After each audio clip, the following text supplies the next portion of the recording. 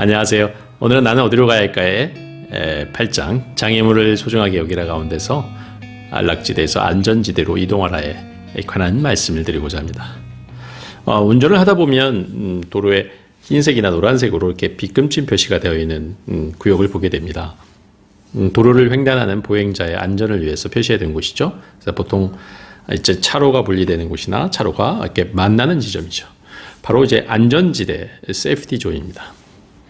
일전에 저는 이 안전지대 인근에다가 잠시 주차를 했었는데 과태료를 부과받았었어요. 저는 안전지대 주차한 것도 아니고 근데 왜 과태료를 받았을까라고 생각했는데 나중에 알게 된 사실은 안전지대로부터 10m 이내 주정차 모든 차량이 다 과태료 대상이 된다는 것이었습니다. 말 그대로 안전지대는 보행자를 위한 특별한 안전을 보장받는 곳이죠. 지루한 일상에서 벗어나기 위해서 우리는 때로 긴장감을 즐기기도 하죠. 공포영화를 보기도 하고 또 놀이기구를 타러 가기도 합니다. 놀이기구는 두려움을 더 느끼게 할수록 인기죠. 저는 쳐다만 봐도 아찔한 그 놀이기구 타는 것 정말 이해할 수 없는데 더 이해할 수 없는 건 그것을 위해서 또 돈을 지불하더라고요.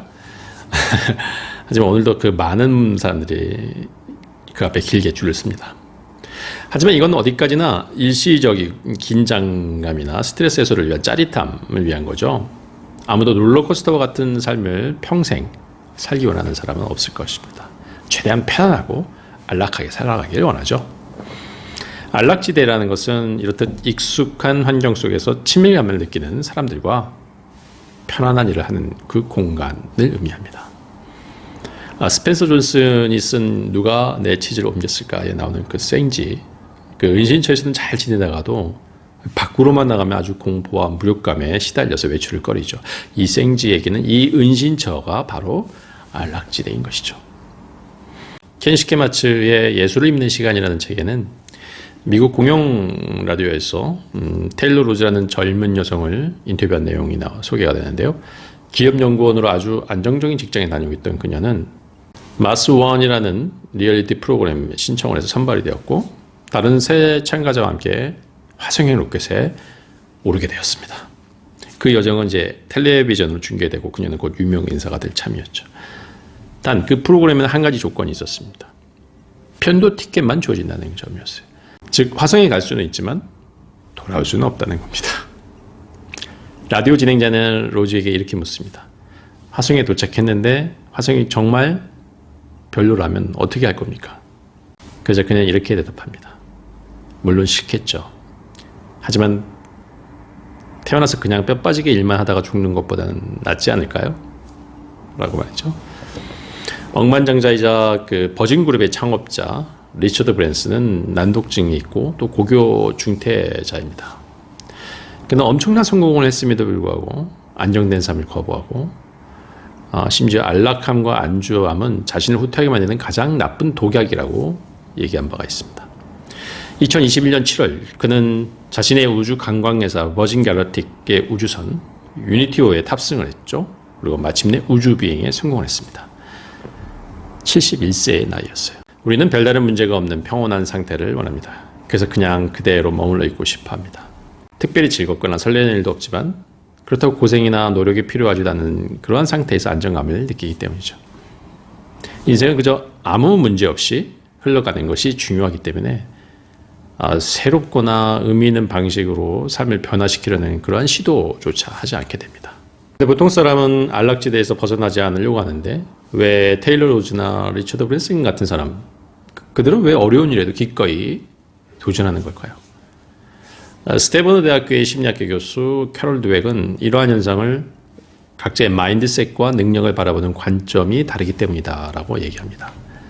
그는 자신의 책 마인드셋에서 마인드셋을 고정형과 성장형으로 나눴습니다. 고정형은 능력이 불변하는 것으로 생각하기 때문에 조금이라도 어려워 보이는 일이 있으면 도전조차 하지 않습니다. 이에 비해 성장형은 자기 능력이 발전될 수 있다고 생각하는 태도죠. 그래서 성장형은 그러한 과정에서 더 많은 경험을 누리고 피드백을 받기 때문에 노하우도 많고 역경에 대한 회복도 강합니다. 즉 자신이 하고 있는 일을 평가받기 위해서 하는 게 아니라 스스로 성장을 읽어가는 과정으로 인식하기 때문에 어려운 문제가 주어져도 자기가 성장할 기회라고 생각하고 도전에 나선다는 것이죠. 그 캐롤 드웨익은 고종형에 비해서 성장의 마인드셋을 가진 사람들이 훨씬 더 행복한 삶을 영위한다고 얘기합니다. 그렇습니다. 인생의 비극은 대부분 실패가 아니라 현실 안주에서 비롯됩니다. 어쩌면 우리는 능력 이상으로 사는 것이 아니라 능력 이하로 살기 때문에 불행한 것인지도 모르겠습니다. 자, 그렇다면 평범하고 안락하게 사는 삶은 안전하긴 하는 걸까 하는 의문이 생기죠. 세계적인 작가이자 마케터인 세스 고딘은 그렇지 않다라고 단언합니다. 그는 책 이카루스 이야기에서 편안하게 사는 건 전혀 안전하지도 않고 오히려 두려움을 떨치고 경험해보지 않은 일에 도전하는 것, 그것이 안전한 삶이다라고 얘기합니다.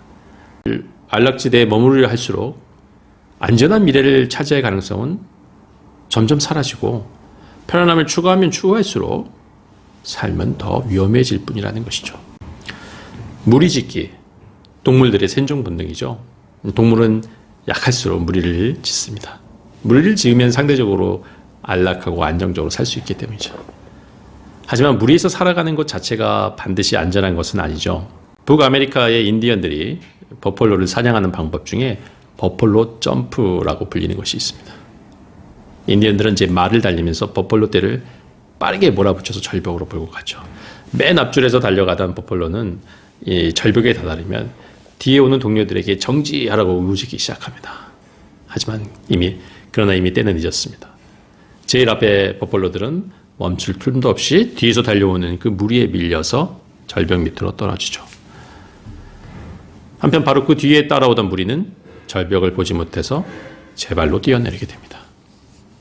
그러면 인디언들은 절벽 아래서 기다리고 있다가 떨어져 죽은 버펄로들을 가지고 돌아갑니다. 사냥은 그렇게 끝이 납니다. 무리를 지으면 더 안전할 줄 알았는데 그렇지도 않은 것이죠.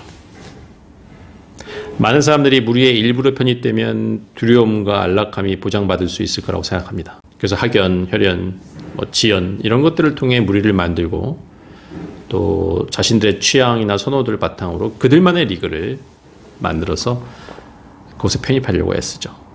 그러나 이에 대해 철학자 니체는 무리지지 않고서는 한시도 견디지 못하는 사람들 속에 섞여 있으면 끝내 자신이라는 존재를 잊고 살아가게 된다고 충고합니다. 우리는 많은 시간 동안 안락지대와 안전지대를 혼돈해 왔습니다. 세상은 위험한 곳이기 때문에 그저 울타리 안에서 주어진 일을 열심히 하는 것, 그것이 최선이라는 논리에 자연스럽게 길들여 왔죠. 그 울타리를 벗어나면 늑대와 사자가 우글거리는 곳이라고 생각했습니다. 그러다 보니 자신이라는 존재를 잊은 채 다람쥐 쳇바퀴 돌며 살아가는 안락한 삶을 최고의 가치로 여겼고 자신도 모르게 안락지대가 안전지대라고 착각했던 것입니다. 하지만 인생에서 가장 큰 위험은 위험을 전혀 감수하지 않는 것입니다. 항상 해왔던 것을 하면 항상 얻어왔던 결과를 얻을 수밖에 없습니다. 과거에 했던 습관과 행동을 답습하는 태도에는 어떠한 노력도 한계에 부딪히게 만들죠. 아무리 수많은 교육이나 세미나에서 좋은 강연을 듣더라도 또는 다양한 책을 읽어도 크게 삶이 변하지 않는 이유는 여전히 안락지대에 머물려 하는 습성 때문입니다. 안락지대를 떠나서 안전지대로 이동하기 위해서는 자신을 둘러싸고 있는 울타리를 벗어나는 것이 가장 좋겠지만 그게 현실적으로 어렵다면 우선 자신을 불편하게 하는 일들을 마주할 필요가 있습니다. 자신에게 불친절한 그러한 상황들을 피하지 않고 자주 맞닥뜨리는 것에서부터 안전지대로 가는 것은 시작이 됩니다. 삶은 변화의 연속입니다. 편안함에 익숙해지면 나중에 아무 일도 이룰 수 없지만 지금의 편안함을 과감히 포기할 줄 알면 새로운 기회와 예기치 못한 선물을 맛볼 수 있게 됩니다. 항상 익숙하게 해오던 방식에서 벗어나서 새로운 시각으로 접근하고 위험을 기꺼이 감수하고자 할 때 우리는 누가 내 체질로 옮겼을까 해서 그 생쥐가 그토록 갈망하던 달콤하고 신선한 치즈를 마주할 수 있게 됩니다. 그 순간 그곳이 안전지대가 됩니다. 오늘은 여기까지 하겠습니다. 좋아요와 구독, 알림 설정 잊지 마시기 바랍니다. 이상 카멜TV였습니다. 감사합니다.